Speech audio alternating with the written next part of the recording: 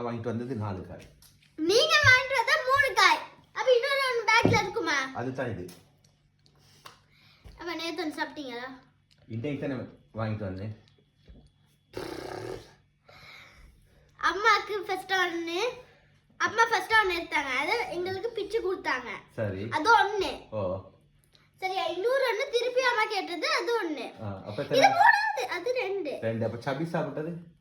அத 3 கவுண்ட் பண்ண முடியாது. நான் வந்து ஃபுல்லா சொல்றேன். ஃபுல்லா தான் நான் சொல்றேன். சபி ஃபுல்லா சாப்பிட்டாங்க. பாதி பாதி. ஐயோ அது ஃபுல். அப்போ சரி எத்தனை? புரியல உங்களுக்கு. அம்மா ஃபர்ஸ்ட் எடுத்ததுல ஒன்னு.